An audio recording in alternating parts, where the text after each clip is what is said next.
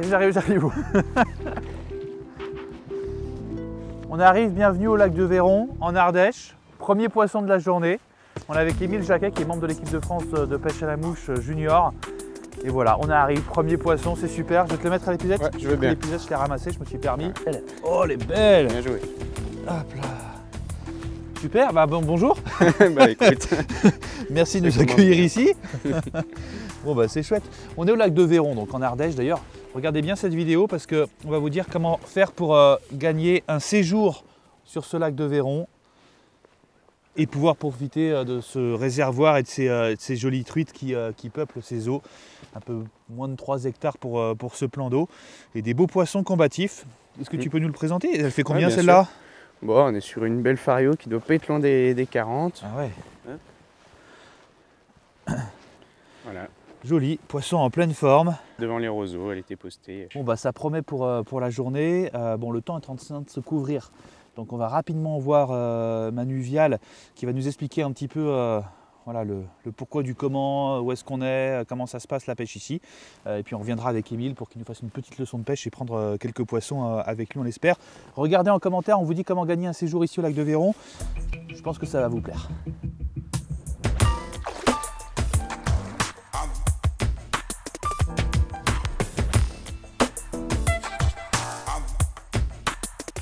On a donc rejoint Manu Vial, bonjour. Bonjour. Merci de nous accueillir, c'est super sympa, l'écran est magnifique. On est sur quoi? Sur à peu près 3 hectares? 3 hectares, oui, hein, c'est ça. 3 hectares. Manu, est-ce qu'on peut rappeler juste ta fonction, on va se tutoyer si tu veux bien, ta fonction au sein de la fédération et puis ton travail au quotidien dans le département? D'accord. Alors je suis président de la PPMA. On appelle la PPMA dans la vallée de l'Eyrieux. D'accord, donc pas trop loin d'ici quoi? Pas trop loin d'ici, non. De route. L'Eyrieux prend sa source sur le plateau de Saint-Agathe. D'accord, ok. Et je suis vice-président de la fédération et j'ai une délégation pour la gestion du lac de Véron. D'accord, donc c'est un peu ton bébé presque, on peut le dire ça comme ça ou... Mon bébé peut-être pas, mais en tout cas c'est... voilà. C'était une vraie volonté en tout cas de la fédération d'avoir ce réservoir, c'est ça? Pourquoi ça manquait? Alors ce réservoir, c'est un plan d'eau, au départ c'est un plan d'eau privé, creusé pour s'amuser un petit peu. Et puis le propriétaire a mis quelques bungalows qu'on voit ici, a fait un peu de gestion locative. Mais depuis quelques années, il n'y avait plus aucun commerce autour du lac, il était en vente, ça traînait. Et la fédération a commencé à s'y intéresser en 2018. Quelques temps de tractation, l'acquisition s'est faite fin 2019. En 2020, on a lancé des travaux, on a vidé le lac. On l'a curé, on a nettoyé les berges, renaturé un petit peu, enlevé pas mal d'arbres, parce que ça avait été un peu envahi par la végétation, pour une ouverture en 2021. Ouais, donc c'est un produit vraiment tout récent, voilà. Proposé c'est par, vraiment, par la c'est tout neuf. Ouais. C'est tout neuf, c'est en train de monter en puissance. On n'est pas encore à ce qu'on souhaite faire, mais on monte en puissance et ça, on a déjà un bel outil, ça commence à devenir... très sympa. Et on voit tous ces gobages là autour de nous, on les entend, on les voit. Et l'empoisonnement, c'est quoi en fait? Qu'est-ce qu'on trouve dans le lac? Alors, au jour d'aujourd'hui, on a saumon, truite gold, truite arc-en-ciel, truite fario. Vous rempoissonnez régulièrement, j'imagine? Très régulièrement, avec une volonté d'aller vers des poissons de qualité. Donc on a renouvelé le cheptel initial. On a sélectionné des piscicultures qui nous font des beaux poissons. Et voilà, on est en train vraiment de monter en taille moyenne du poisson pour avoir une taille moyenne au-dessus du kilo. D'accord. Et puis avec une grande variété de poissons, mais de beaux poissons. Donc on va recevoir prochainement des omblas lisses, pas mal de gros bécards fario. D'accord. On en a déjà pas mal. D'accord, mais c'est pas si facile que ça, c'est pas parce qu'on empoisonne que la pêche est facile. On le verra tout à l'heure, en tout cas avec Émile Jacquet, s'il peut nous faire une petite démonstration. Voilà, on a vu en tout cas et on a eu les témoignages des pêcheurs que c'est pas évident. Comment ont accueilli les pêcheurs d'ailleurs ce produit, les pêcheurs du département? Est-ce qu'ils sont nombreux à venir pour l'instant? Est-ce que ça vient un petit peu de plus loin? Comment ça se passe? Parce qu'on est quoi? On est à 1h30 de Lyon, je crois. On est à 1h30 de Lyon, on est surtout à 45 minutes de Saint-Étienne. Oui, aussi, ouais. Avec un des plus gros clubs mouches de France à Saint-Étienne, donc forcément ils commencent à prendre leurs habitudes ici. L'Ardèche, c'est un département où il y a beaucoup de moucheurs. Aussi. Ça pêche traditionnellement à la mouche ici. Et ça a été plutôt très bien accueilli. Ils viennent pêcher régulièrement, on voit les petits groupes de copains ou les petits clubs mouches ou les APP qui viennent et qui pêchent en groupe, qui passent des bonnes journées. C'est plaisant, c'est plaisant. Et on a fait cette année au bord du lac, là, sur tout le pourtour du lac, on a fait le congrès départemental des APPMA de l'Ardèche. Donc on a réuni les présidents, les trésoriers, de façon à ce qu'ils comprennent bien que cet outil il est à eux. C'est un outil qui appartient à la fédération, donc aux APPMA. Et on tenait à ce qu'ils se l'approprient. Et les pêcheurs, quand ils viennent ici, c'est un peu clé en main. C'est-à-dire qu'il y a des locations de cannes s'ils veulent, de la vente de mouches. Il y a l'hébergement aussi. Ouais, tu peux dormir.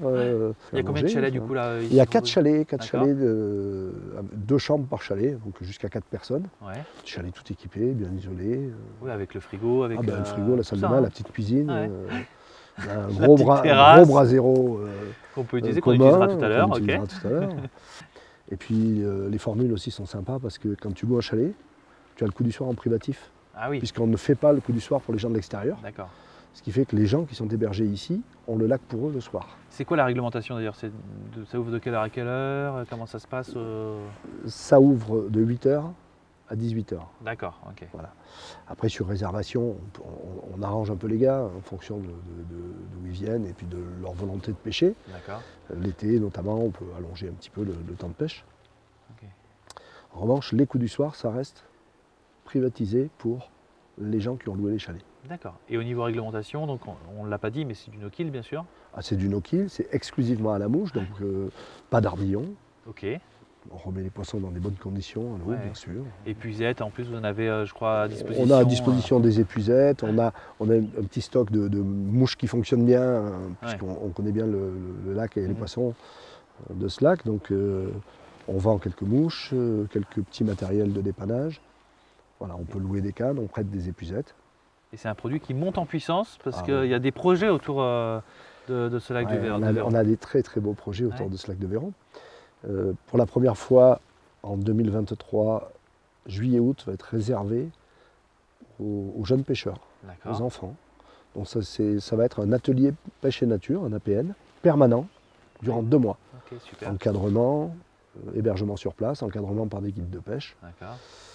Un super produit. Ils pourront s'amuser, parce qu'en plus des salmonidés, il y a aussi des petites perches partout, enfin, c'est blindé de perches, donc ils vont pouvoir s'amuser. C'est ça, quelques sambres, enfin, il y a tout ce qu'il faut. Okay. Et puis on a un autre projet, derrière moi, là, tu vois qu'il y a un deuxième petit lac. Oui. C'est une zone humide, c'est classé Natura 2000. D'accord.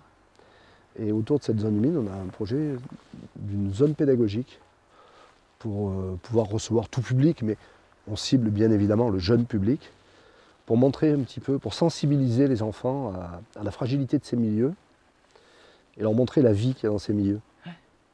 Okay. Parce que les zones humides, c'est les réservoirs de vie de nos rivières, clairement. Et de ce lac aussi du coup. Et, du coup de ce lac, puisque de ce lac naît un ruisseau qui alimente l'Arlieu. D'accord, très bien. Manu, merci beaucoup en tout cas pour toutes ces précisions. On va se retrouver dans quelques instants, je pense, autour d'un brasero avec une petite dégustation, c'est ça? C'est ça, une côte de bœuf du pays et super. Des petits vins qui vont bien. Mais d'abord, on va prendre une petite leçon de pêche avec Émile Jacquet.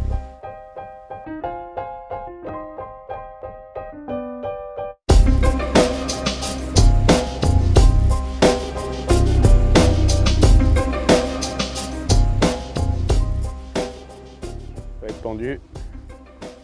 Ouais.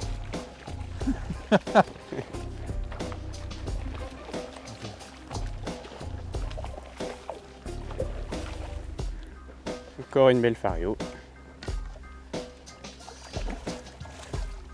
Super. Super.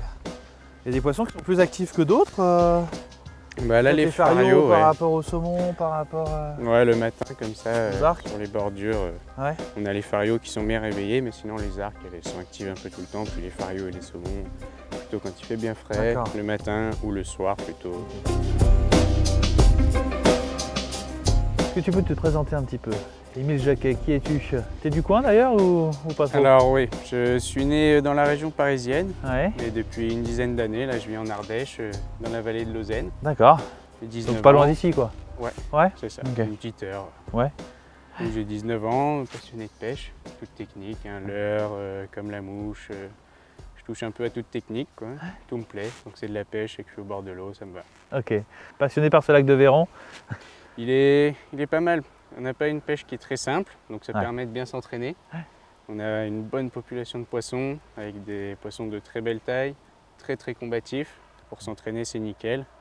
Des jours où... Parce que toi, tu étais membre de l'équipe de France, donc junior, et tu étais déjà venu t'entraîner avec l'équipe de France d'ailleurs ici, on avait fait un petit stage d'entraînement avant le championnat du monde. Ouais. D'accord. Tu disais que le lac était difficile, et c'est vrai, on a rencontré beaucoup de pêcheurs qui nous disaient que c'était pas si facile que ça. Hein. On a l'impression que le réservoir, ça y est, il y a des truites, et puis on lance et c'est gagné, mais non, pas du tout. C'est quoi? C'est le poisson qui s'éduque? Alors on a le poisson qui s'éduque, la couleur d'eau qui est assez teintée en permanence ici, donc ça fait qu'il faut trouver les bonnes couleurs, qui sont vachement importantes pour bien trancher dans l'eau ou par rapport à ce que les poissons vont manger. D'accord. Et on a des poissons ici qui aiment beaucoup les toutes petites proies ou alors les très grosses. Donc il faut trouver le truc du jour, quoi. Puis après les couleurs, les tailles, etc. Ok, ça marche. Et on pêche à vue, enfin comment ça se passe? Alors sur les bordures, on peut faire de la pêche à vue, mais malheureusement vu qu'on a une eau un peu teintée en distance, à moins qu'on ait une bonne luminosité. On voit 1,50 m, 2 mètres du bord, mais pas plus. 2 mètres grand max, Donc une petite pêche à vue sur les bordures, et sinon ça va être une pêche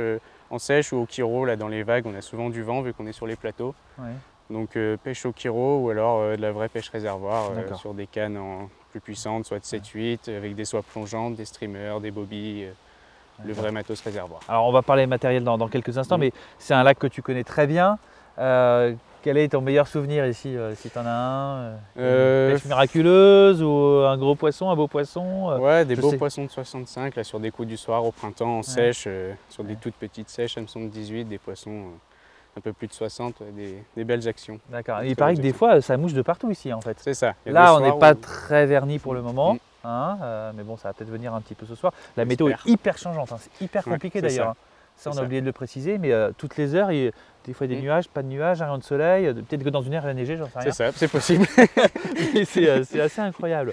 Bon, et au niveau matériel, alors qu'est-ce qui fonctionne? Parce que bon, moi j'aimerais bien essayer de m'y mettre un petit peu. Moi je pêche beaucoup au leurre, je pêche un peu à la mouche en rivière, certes, mais ça m'a l'air tellement différent de la pêche à la mouche en rivière. Mais qu'est-ce que tu me proposes? Qu'est-ce qui fonctionne bien alors, ici là, tu es sur une petite sèche, là par exemple. J'aime bien les petites sèches toutes simples en cul de canard comme ça.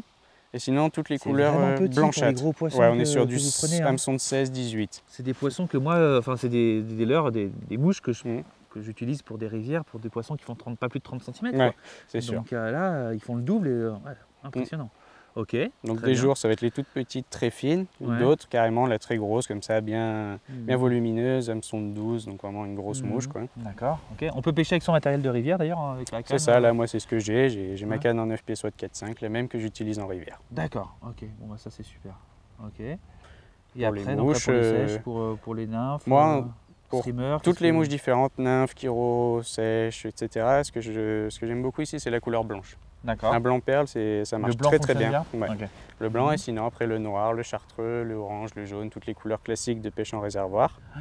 Mais le blanc ressort ici, j'ai trouvé.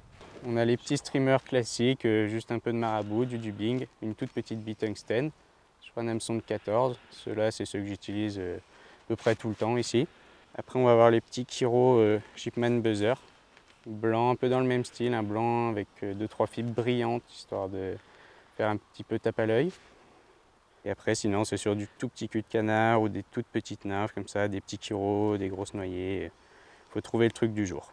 D'accord. Et fais-nous une petite démonstration. Enfin, je ne sais pas si tu peux changer de mouche, mais je t'ai vu aussi tout à l'heure tricoter un peu, parce que moi, je ne fais pas du tout en rivière, tu vois. C'est ça. Mais ça m'impressionne. Alors ça, c'est quand on pêche au kiro. Généralement, on en met 1, 2 ou 3. D'accord. Et donc, ça s'appelle tricoter. Donc, on les balance soit le plus loin qu'on peut, soit sur une zone précise, soit sur un gobage qu'on a remarqué. D'accord. Et le but, ça va être de tricoter ça comme des petits insectes qui vont remonter vers la surface pour éclore. Okay. Et quelles sont les bonnes zones du lac? Est-ce qu'elles sont toutes bonnes? Oui, c'est un réservoir avec la truite de lâcher, donc forcément elles vont tourner un peu. Donc il y a des jours elles vont être plutôt là, plutôt là, plutôt là, plutôt là. C'est changeant, c'est du réservoir. Ok. Elles ne sont pas forcément partout en fait, c'est-à-dire qu'elles se regroupent, elles se suivent un petit peu, on va plus les trouver dans une partie du lac, il faut trouver la bonne partie à chaque fois ou... Il y en aura toujours un peu de partout, mais oui, souvent il faut trouver une zone, une petite fosse, ou selon le vent, les zones où le vent va apporter la nourriture et où elles vont se nourrir. Okay. Elles se regroupent pas trop dans ce lac. Il y a des lacs où elles vont être en banc. Ici, on va avoir des fois des petits bancs de 4-5 truites. Généralement, on est sur des truites qui se trimballent toutes seules, qui se promènent toutes seules, par-ci par-là. Ok. Alors vas-y, hein. Démonstration du tricotage. Hein. Moi, j'ai pas du tout l'habitude de ça. Hein. Après, je te piquerai une mouche et j'essaierai un peu parce que là, j'ai rien. Là. Je peux pas vous. Donc là, faudra pas se moquer de mon lancer, mais ce que j'ai appris dans les livres et sur YouTube. Mais bon. Là voilà, on a lancé une dizaine de mètres. D'accord. Donc là, la canne sur le côté. Ok. Ah, tu inclines sur le côté, ok. Ouais. Et hop, et tu attrapes avec ton premier doigt. Et en fait, tu viens poser tous tes doigts au fur et à mesure. Et ça va ramener une toute petite dizaine de centimètres à chaque fois. Tu peux le faire plus vite, plus doucement, vraiment doucement. Ouais, alors ouais, c'est ça. Souvent, ça reste coincé dans la main. Ah là, ça va, j'ai trouvé le truc là, je crois. Il faut bien ouvrir la main après. Okay. Et on peut faire vraiment toute vitesse, très vite. Il faut varier les vitesses, c'est ça? On peut. Soit on trouve une vitesse qui marche très bien, c'est-à-dire le doucement, le rapide, et on fait soit l'un soit l'autre, soit on varie pour trouver quelque chose qui va faire réagir les poissons. Ok, ça marche. Voilà, nickel. Voilà, donc là je laisse couler. C'est ça.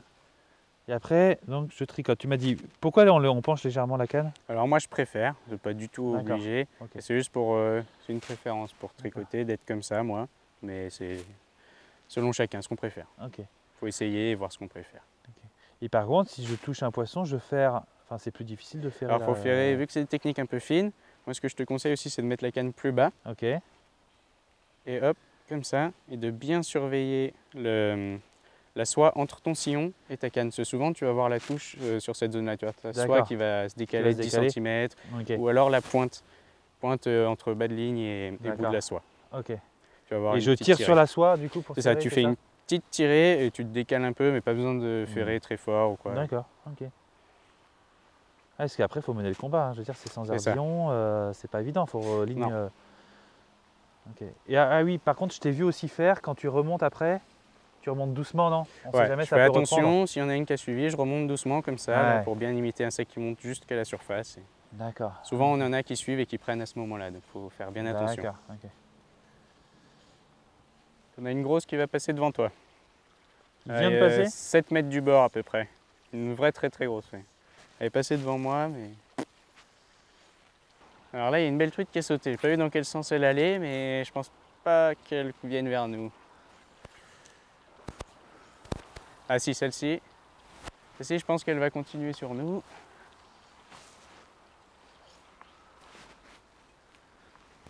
Hop. 1, 2, 3. C'est bon, poisson. Super ça. Ah oui. Hop.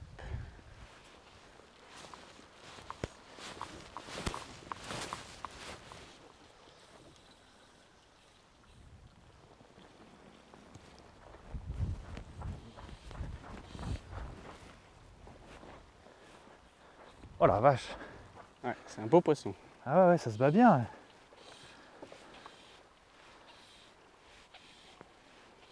C'était quoi, sur une sèche? Alors là, j'étais sur des chiros un peu émergents, qui flottent, que j'ai volontairement mouillé pour qu'ils coulent, moi.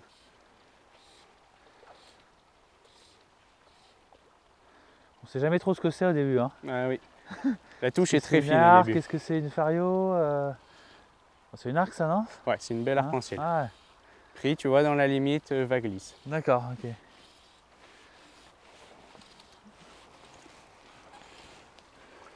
Hop. Elle est belle, elle est belle, elle est belle, elle est belle. Elle veut pas venir. Elle voit les puisettes, hein. Ah, j'aime pas les puisettes. Elles savent, hein. Super. Ah, superbe. Bravo. Nickel. Bravo, bravo. Un beau poisson. Hop. Et là, sans ardillon, tu es toujours obligé de garder le combat. Tendu, ouais. Ah ouais, là, quand elle est revenue vers moi, j'ai un peu stressé. Hein. Ouais, t'es allé vite, t'es revenu super vite, c'est cool. Alors, hop, qui est au coin de la gueule, hop.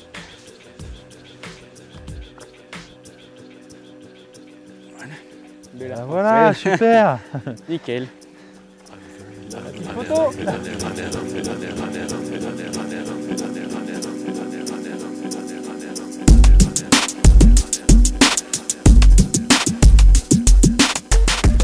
bord du lac de Véron avec Gaëtan Abosi. Bonjour Gaëtan. Bonjour. Chargé, tu as plusieurs casquettes, hein, même si tu n'en as qu'une sur la tête. Chargé de développement, de communication, de la garderie, des animations. Animation, un peu tout, peu tout le loisir pêche. Super. Merci pour cette petite présentation. La météo est un petit peu incertaine, donc on va prendre un petit peu de hauteur et parcourir rapidement le département de l'Ardèche, parce qu'il n'y a pas que le lac de Véron, vous avez un peuplement piscicole et un potentiel halieutique qui est juste incroyable. Ouais, c'est ça, on est sur un département où on a quand même de la chance d'avoir une belle diversité de milieux, du coup qui amène une belle diversité de parcours de pêche, et du coup forcément on peut pêcher à beaucoup de techniques et beaucoup de poissons. Donc on est quand même sur les contreforts du Massif central, donc là on est sur des cours d'eau de première catégorie, très préservés, très sauvages, assez encaissés, où on vient pêcher de la truite fario sauvage. Ça fait plus de 25 ans maintenant qu'on fait de la gestion patrimoniale sur ces cours d'eau, donc il n'y a plus aucun déversement sur ces cours d'eau. Et après, d'un point de vue relief sur le département, on va basculer vers des zones de plaine, donc sur des zones intermédiaires, première catégorie, seconde catégorie, où là on retrouve encore de belles populations de truites fario, et on a une diversité qui commence à s'installer avec la pêche du barbeau, des chevennes, quelques carnassiers et carpes qui commencent à arriver.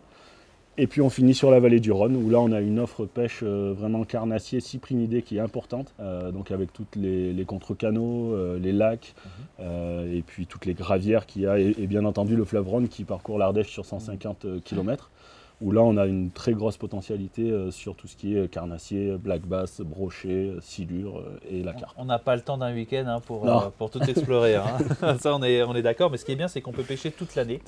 Et on va peut-être d'ailleurs se recentrer sur notre sujet, sur les pêches d'arrière-saison, d'automne, que ce soit la mouche, au leurre, si on veut pêcher la truite. Parce que vous avez des parcours où c'est encore possible en fait.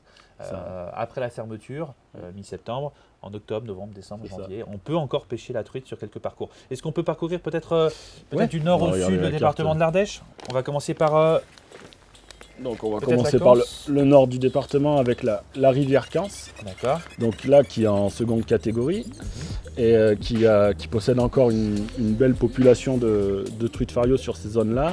Et sur les parcours, donc sur un parcours qui est au sud d'Annonay, donc un parcours centué, donc qui est réempoissonné sur les périodes hivernales, automnales, en arc-en-ciel, qui permet en fait aux pêcheurs de venir, une fois la fermeture en première catégorie, de venir encore se donner à son activité. C'est un parcours qui fait quoi, 1 km? Qui fait un peu plus d'1 kilomètre. On est sur un cours d'eau qui fait entre 6 et 10 mètres de large.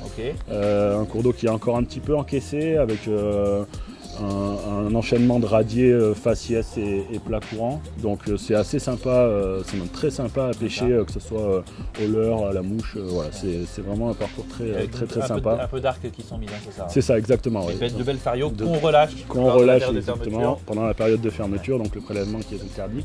Et de toute façon sur ce parcours, on est sur un parcours centué, donc relâché exclusif. D'accord. Voilà, donc c'est un parcours très sympa avec il y a un énorme... Il y a un énorme rocher, une énorme rocher, ouais, c'est ça. Comment ça s'appelle cette roche? C'est la roche Péréandre. Et alors il y a une histoire, je crois qu'on a envie de vous la raconter. En fait c'est un bloc granitique qui fait environ 39 mètres exactement je crois de hauteur, qui est vraiment en bordure de Cans. Et en fait le nom de ce caillou, donc la roche Péréandre, elle vient d'une petite histoire qui vient d'un pêcheur en fait, qui est venu, qui pêchait sur la Cans et qui s'est fait coincer par la montée des eaux. D'accord. Et qui est resté pendant 3 jours sous ce caillou. En fait, il a plongé sous l'eau, c'est ça? Ouais, voilà, il s'est retrouvé dans une caverne. Exactement. Ouais. Il y a eu une montée des eaux, il s'est retrouvé bloqué. Bloqué dans le caillou pendant 3 jours. Et quand il est remonté au village, en fait, il est tombé sur ses noces funéraires. Ah oui, tout le monde pensait qu'il était mort. Tout le monde pensait qu'il était mort. Et du coup, il a bien mangé pendant repas de fête. Ok, d'accord. Et en fait, il est mort d'avoir trop mangé. Et du coup, c'est la roche Péréandre, donc ce pêcheur qui s'appelait André, donc la roche ou Péri-André, et du coup qui est devenue la roche Péréandre. Voilà, pour la petite histoire, la petite anecdote. C'est quand même une zone d'un point de vue paysagère qui est juste magnifique, et au niveau pêche, juste en dessous du rocher, c'est très sympa aussi, quoi. On va descendre un peu dans le département, sur l'Eyrieux, je crois, avec pareil, un parcours où vous lâchez un peu de c'est ça, exactement. Ouais. Donc et là, il est possible de pêcher en arrière-saison. C'est ça. Donc là, on est sur le centre du département, on est à hauteur de Valence pour la sortie d'autoroute. Donc on est sur la commune de Saint-Sauveur-de-Montagu, Aigu, sur un parcours qui fait 1,5 km environ, donc qui est en seconde catégorie, qui est beaucoup plus large que la Quince. C'est un cours d'eau qui fait entre 8 et 15 mètres de large. Donc pareil, avec un enchaînement de faciès assez important, avec des longs radiers, donc très sympa à pêcher forcément. Il est très facile d'accès ce parcours. On est en plein centre-ville en fait du village, enfin centre-village du coup. Donc il y a des parkings vraiment qui sont à proximité du parcours. Il y a tous les commerces possibles, hein. On peut aller boire son petit café tranquille, aller pêcher, acheter sa carte de pêche aussi sur le site. Donc c'est vraiment très sympa et on réempoisonne donc sur la période hivernale en arc-en-ciel avec de gros poissons. Et aussi il y a quelques golds très grosses qui se baladent et qui sont très visibles et du coup qui attirent très vite les pêcheurs qui donc ça c'est recherchent ce poisson. Un bon plan derrière saison. Exactement. Je regarde si Émile prend du poisson en parlant de jolis poissons. Il est derrière nous, il est en train de pêcher. On l'arrête plus le jeune, mais pour l'instant il est à moitié dans l'eau. Il est à moitié dans l'eau. Bon, s'il y a un poisson, on regardera derrière. J'entends que ça saute derrière moi, donc peut-être que. Enfin voilà. Ok, on redescend un peu. Et on redescend au sud, sur la rivière Ardèche, l'emblématique rivière Ardèche qui donne le nom au département. Donc on est sur la région d'Aubenas, avec un parcours donc, qui est en place depuis maintenant 4 ans. C'est un parcours à gestion raisonnée, donc avec une fenêtre de capture sur la truite, qu'elle soit farieux ou arc-en-ciel. Donc une fenêtre de 30 à 35. On a le droit de prélever un poisson par jour. Un seul poisson par jour par pêcheur, de 30 à 35, voilà. Donc ça limite fortement, mais ça permet à tout le monde de voilà, en fonction des désirs, de s'adonner à son plaisir, à son loisir, pardon. Des fenêtres de capture sur la truite. Ouais, c'est une expérimentation. Ça fait 4 ans que c'est en place maintenant. On a des très bons retours des pêcheurs. Super. Donc la population qui a bien grossi aussi, donc c'est vraiment un bon parcours qui est très positif en tout cas pour nous. Large, c'est ça, là on est sur une rivière qui est encore plus large, donc on est sur un cours d'eau qui fait entre 15 et 35 mètres de large, avec des grands plats, des grands radiers très longs, avec pas mal d'eau, et du coup on a un accès donc aussi qui est très facile, on a beaucoup d'accès. Sur ce parcours et on réempoisonne aussi ce parcours avec des grosses arcs, mais vraiment des très grosses arcs qui restent en plus quasiment toute l'année sur ce parcours, donc c'est super intéressant. En février, on a de super bons rendements en tout cas sur la pêche sur ces arcs là. Donc c'est vraiment très intéressant comme parcours. Il est vraiment beaucoup pêché en ce moment. C'est le parcours emblématique sur les dernières années. Bon, on a fait un peu le tour, en tout cas bravo pour tous ces parcours, pour toutes ces idées, pour pêcher pour toute l'année, pour tous les pêcheurs également. Mais je reviens sur un point aussi, je veux vraiment insister là-dessus, sur la gestion patrimoniale, sur les fenêtres de capture. Bon, on voit que la fédération fait beaucoup d'efforts et je crois qu'il y a un effort encore qui va être... Vous êtes encore novateur pour l'année prochaine. Je crois, les APPMA se sont mis d'accord sur une résolution. C'est ça, ils se sont mis d'accord sur une résolution en Assemblée Générale de la Fédération pour passer l'ensemble de la première catégorie piscicole avec hameçon simple, sans ardillon et 3 poissons par jour. Donc toute l'Ardèche en première catégorie, sans ardillon, avec un hameçon simple.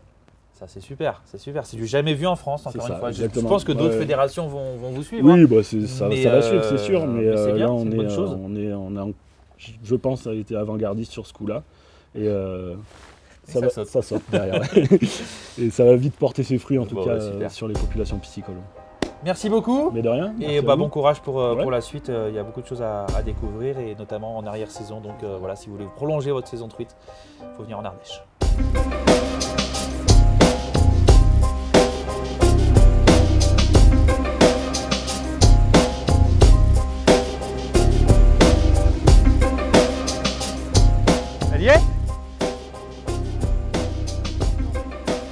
Ça arrive.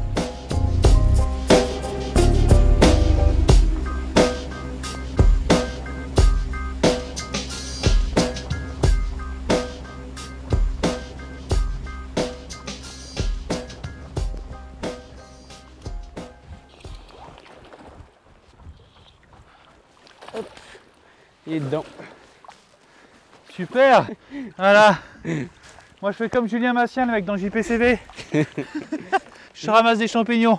Alors qu'est-ce qu'on a là? Un beau saumon là qui était posté sous le ponton, que j'ai fait à vue, avec une petite sèche. Hop.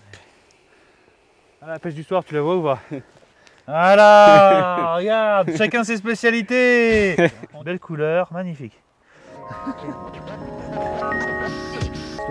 Petit coup du soir. Oh, bien joué.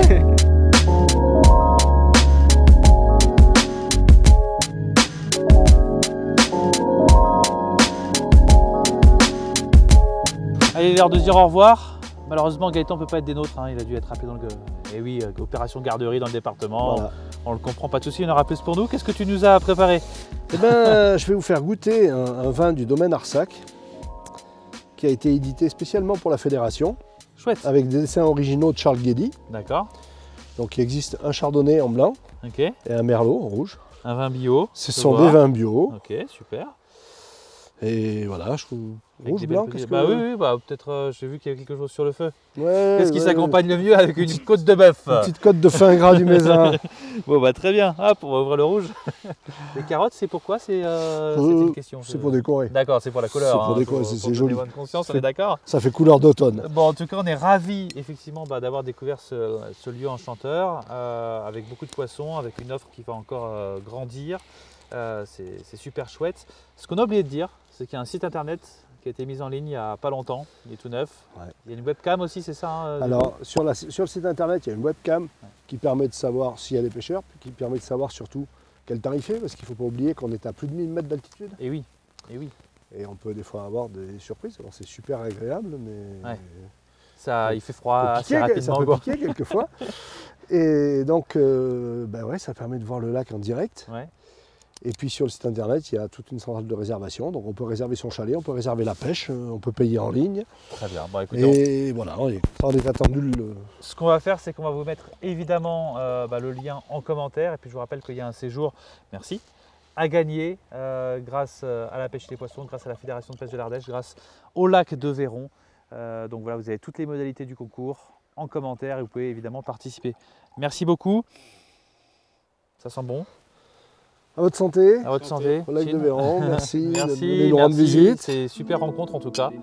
Et puis on espère revenir évidemment. Voilà. On va quand même goûter le vin avant de vous dire si on revient ou pas. C'est ça.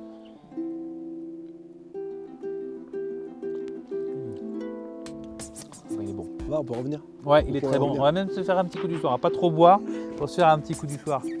Merci. Et puis on se termine avec quelques belles images. Puis on va manger la côte de bœuf d'ici quelques minutes parce que le temps qu'elle cuise, je crois qu'il y en a un petit bout de temps.